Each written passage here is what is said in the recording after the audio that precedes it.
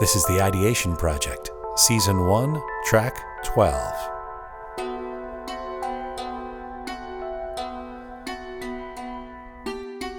Is this the Ideation Project or the Ideation Project? You say tomato, I say tomato. Do these differences matter? How important is the way we pronounce words? Maybe not that important at all, except for language police sensitivities. The lexicon is fluid and ever-changing. But what if the way we say words is about communicating something broader than just their simple interpretation? What are the underpinnings of intentional alternative pronunciation? Maybe the way words are said is no accident when we're talking about proper names in particular situations. Maybe there are social, political, or ideological implications. And so we have the case of White House Press Secretary Sean Spicer and his recent references to the country of Iran as Iran, and people of Iranian background as Eye-ranians. You may not notice it, but Iranians do. It can feel like kind of an attack, much the way Iraqis likely felt when George W. would say Iraq. You see, for those of us of Iranian descent, this has been a regular stickler that we wonder if we ought to make a fuss and correct.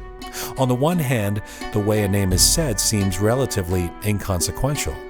On the other, if anyone, let alone the White House spokesperson, were to say Ireland to refer to Ireland, or Israel in place of Israel, we would collapse in laughter. They would rightly be expected to amend the pronunciation. So why should it be any different when it comes to Iranians or Iraqis? Is it really a stretch to think that a top administration official has never come across a closer to accurate way to say Iran? To be sure, Mr. Spicer isn't entirely known for a masterful command of language and smooth discourse, let alone pronunciation, but it's also not clear that this is just an incompetent situation. Rather, we might ask, is there a particular imperative behind using this alt pronunciation to speak of a current stated adversary of this administration? Could it be an intentional alliance with those who want it said this way? There is a history to the pattern of pronunciation we hear today. Go back to the aftermath of the 1979 Iranian Revolution and the removal of the American-friendly Shah. The usage of Iran began to become more prevalent in the U.S. Pop culture is, as ever, a barometer of such things, and so in Cheech and Chong's film Next Movie from 1980, there's a scene considered so witty it was used in the trailer. The scene features Pee Wee Herman giving a report on the phone to police about some shady characters he hopes to catch. The big line he delivers is, "I think they're Eye-ranians." That's it, that's all. But what may have seemed to some observers like a harmless little joke in a silly film was seen differently by Iranians in the diaspora who felt humiliation. The pretext of the joke was that Pee Wee had to identify the bad guys as Iranian to get the cops to come, and the zinger was to deliberately over-enunciate the alternative pronunciation as a form of ridicule. It was clear that Iranian was derogatory, and this was underscoring a stereotype of all Iranians as, say, terrorists. It was totally in step with the times, since Iran had become the new enemy of the West. The alt pronunciation practice is not new. Italians may tell you about the way Eye-talian was used in the past as a put-down. It may not bother some folks now, but there's no doubt that it was harnessed as a pejorative. Witness Archie Bunker's conspicuous use of Eye-talian in All in the Family. But then, what if that is all quite innocent? What if someone just grew up saying Eye-talian and was never corrected? The Urban Dictionary deems Eye-talian to be simply the way a hick says Italian.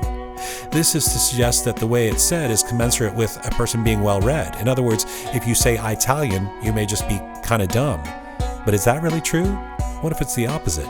That at least sometimes it's intentional. Differences in pronunciation don't always start as political or sociological, but can become so. In that becoming phase, one person may be using the pronunciation as political, where another may be just saying it a certain way based on where they grew up. Maybe this explains why Bernie Sanders has been heard to say Iran, even when showing solidarity with Iranians. It may be innocent, but that doesn't make it any less problematic. Think of the way Busta Rhymes used Ay-rab in his 2008 single Arab Money. The chorus gratuitously repeated the pejorative pronunciation until it was later changed to Arab because of an outcry around this very issue. In that case, some folks understood that there is just no positive or innocent spin on saying Ay-rab. And this brings us back to Sean Spicer and Ay-ran.